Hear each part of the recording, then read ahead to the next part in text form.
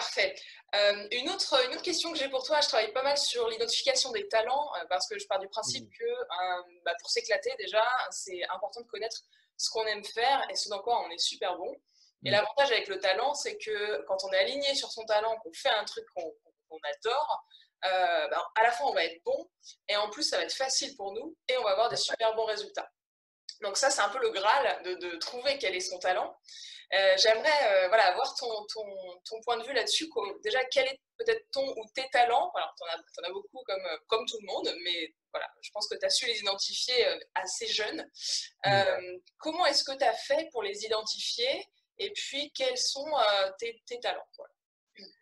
C'est une bonne question et c'est une question que le plus de réussite tu veux dans un domaine, le plus tu dois te poser cette question fréquemment. C'est vraiment une question que tu dois te poser, que je me pose depuis le premier jour et que je raffine de plus en plus. Et c'est vraiment une question quasiment quotidienne parce qu'après, tu dois juger quel est ton talent et est-ce que les choses que tu fais au quotidien Ouais. jouent sur ce talent-là ou pas.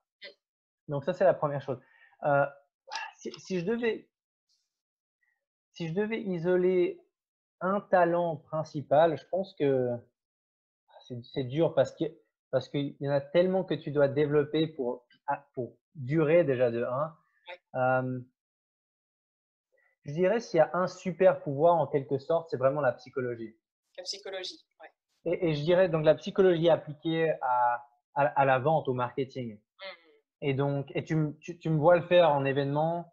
Ouais. Je peux vendre d'une minute à l'autre, je Mhm. peux trouver les gâchettes et les éléments persuasifs pour vendre un téléphone ou bien un produit de perte de poids ou bien un service de, comment dire, de création de site.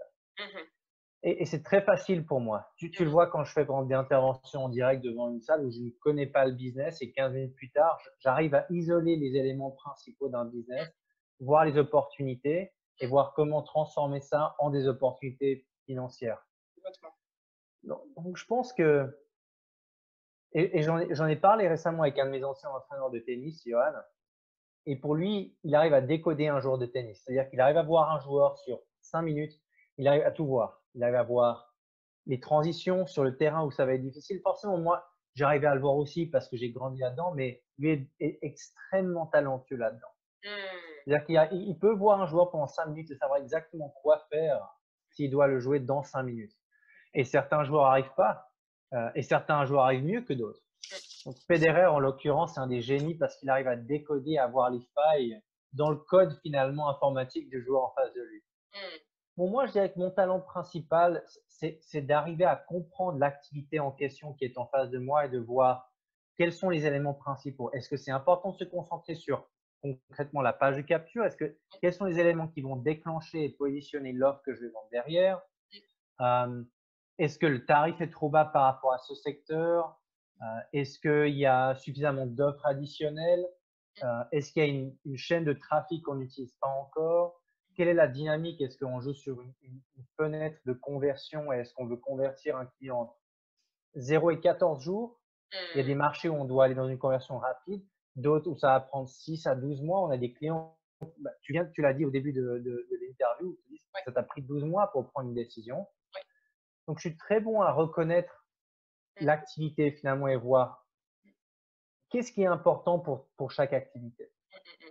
Et ça, pour moi, c'est très facile de le faire. Et encore une fois, c'est pas du tout que je me la pète, c'est juste que pour Non, moi, non, mais justement, c'est la d'identifier ça, définition c'est du très talent. facile. Ouais. Ouais, complètement. Et puis moi, pour te suivre depuis, oui, depuis 4 ans maintenant, sous différents formats, webinaires, en Mm. vrai, en formation aussi, parce que même là, Ouais, je suis en train de revoir en ce moment ouais, Closer Pro. certifié, ouais. Du coup, Closer certifié, ouais, merci. Ouais. Et du coup, je te revois de temps en temps Mm. dans les formations et je Ouais. vois aussi, moi, en affinant mon talent de détecter aussi les personnes, le potentiel des personnes, comme la Ouais. psychologie, c'est quelque chose que je partage aussi avec toi. Et c'est vrai que je vois que tu le fais de manière tellement naturelle et Mm. sous différents formats. Ça peut être formation, ça peut être vente, effectivement. Donc c'est hyper précis et c'est hyper puissant ce talent. Comment tu as fait pour l'identifier en fait? Ça, c'est une question que se posent beaucoup de mes clients. Au début, c'est vraiment la page blanche de mais dans quoi je suis vraiment bon en fait. Et parce qu'il y a un moment aussi, c'est ça une des clés en tout cas pour moi, c'est qu'à un moment, il faut se dire, bah, je suis bon là-dedans et je l'assume, quoi. Il y a personne qui va venir te décerner le diplôme du je suis bon en ça. Et comment Bah, tu fais ça, toi? il faut tout autant savoir détecter les talents. Je dirais que c'est important, mais ce qui est presque plus important, c'est de détecter ses faiblesses et de pas avoir peur d'être clair avec ça. Euh, et là, aujourd'hui, on a enfin, j'ai plus de 40 collaborateurs. On a ouvert 10 postes au mois de juin. Maintenant, j'avais envoyé un mail. Donc, cette semaine, on a ouvert 10 postes, donc 20% plus comment dire, de personnel dans les équipes. Donc l'activité accélère encore plus maintenant. Et donc, ce qui fait que je dois être encore plus honnête avec mes équipes. Et c'est le cas si tu parles avec même Jessica et qui tu es, il y a des choses où c'est pas pour moi. Et je suis très honnête avec l'équipe. Je leur dis, écoutez, moi, je suis mon génie finalement, et je leur dis littéralement ça sur les rendez-vous. Mon talent, mon génie, ma zone de génie, c'est ça. Mais ça veut dire que toutes ces autres choses, je n'aime pas les faire, je ne veux pas les faire, et c'est pas moi qui dois les faire. Mmh. Et donc, il y a une des choses où je pense qu'il faut être honnête des deux côtés, où on est très très bon. Et il y a aussi d'autres choses où je donne sur l'exemple, par exemple, de Cristiano Ronaldo ou Messi, c'est pas lui qui va aller tondre la pelouse. Il peut le faire, bien sûr, tout le monde sait tondre une pelouse. C'est pas son job. Exact. Il peut nettoyer ses chaussures, c'est pas son job. Il peut aller faire la lessive pour son maillot, c'est pas son job. Il peut faire ces choses-là. De la même manière que tu peux faire des choses, mais c'est pas ton job de le faire si tu veux marquer 2 buts par match en finale de la Champions League. C'est Tu clair. dois te concentrer sur la zone de génie et c'est est-ce que je vais pouvoir concrétiser dans les 16 mètres. Ça, c'est mon job. Mmh. Et donc, la zone de génie, c'est pour revenir à ce que j'ai tout à l'heure où moi, je dois savoir prendre une offre Mmh. et savoir ce qui convertit et si ça ne convertit pas, qu'est-ce que je dois faire pour convertir. C'est Exact. pas mon job de m'occuper du design graphique. C'est pas mon job de m'occuper des noms de domaine. C'est très important. Et il faut pas que ce soit délaissé, mais c'est pas du tout. C'est un non pour revenir à ce qu'on disait au début. Oui. C'est tout ce qui ne rentre pas dans ma zone essentielle de génie. C'est délégué à d'autres Mmh mh. qui de un apprécient le travail parce que tu parles à un designer, il adore designer. Moi, j'ai horreur de ça. Donc pourquoi est-ce que je devrais faire quelque chose où de un, je suis pas bon et de deux, j'ai pas envie de le faire. D'autres personnes peuvent le faire. Ce qui, toi, est le plus important dans tout ça, c'est que la personne en question puisse se concentrer le plus longtemps possible sur sa zone de génie, Mmh. sur le talent qu'il a, la compétence unique qui rend l'élément unique. Et donc, pour revenir à cet exemple de Messi ou de Ronaldo, c'est son coup franc. Parce qu'il sait qu'il va avoir une occasion sur le match et il va devoir marquer. C'est pour ça qu'il est payé. Mmh. Il peut avoir nettoyé toutes les chaussures de l'équipe, il avoir tondu la pelouse. C'est cool, mais c'est pas pour ça qu'il est payé. Mmh. Et donc, il faut vraiment être prêt à se décharger et déléguer le plus de tâches possible pour se libérer le temps pour opérer uniquement dans la zone de génie. Et donc, ça veut dire reconnaître ses faiblesses. Et je vais te donner un exemple, par exemple, pour moi. Je suis, je suis un super visionnaire. Je vois que j'ai une clarté absolue sur où je veux aller. Mmh. Ce qui n'est pas le cas pour d'autres, c'est pas du tout leur truc. Savent pas du tout aller. Par contre, ils savent très bien opérer quand on leur donne la vision. Et donc, j'ai plusieurs membres dans l'équipe qui sont à un niveau de haut de responsabilité, où si on leur demande où est-ce que tu vois l'activité dans 5 ans, ils sont incapables de dire. Et il n'y a aucun problème, c'est juste que c'est pas leur rôle. Moi, tu me demandes dans 5 ans où je veux aller, je peux te dire exactement la vision.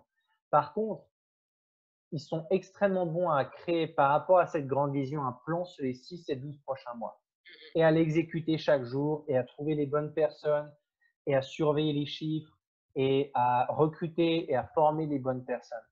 Et donc, moi j'ai horreur de ça, Mmh. par exemple, tu vois.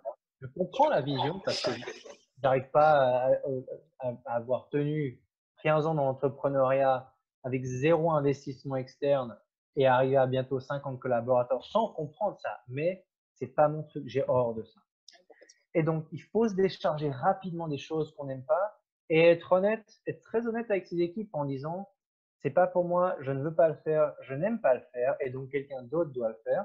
pour que je puisse me concentrer sur ma zone de talent, ma zone de génie. Voilà.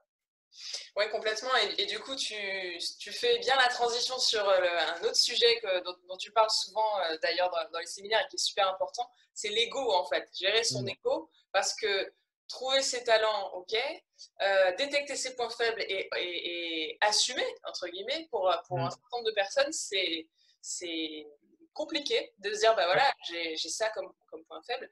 Comment, comment est-ce que, enfin, si tu avais un conseil, parce que pareil, l'ego, on peut en parler pendant des jours et des jours, Mm. mais un conseil pour écouter son ego, qui des fois est aussi cette petite voix qui va se manifester dès que tu veux créer quelque chose de nouveau et qui va te dire attention, non, c'est pas pour toi, etc. Comment toi tu fais pour à la fois, enfin, pour t'en servir, sans lui dire bah, non, je t'écoute pas, tu sers à rien, parce que ça c'est comme lui claquer la porte au nez et c'est très Ouais. mauvais. Et en même temps, si on l'écoute tout le temps, ça va pas non plus. Donc, ce serait quoi ton conseil, toi, pour doser là-dessus?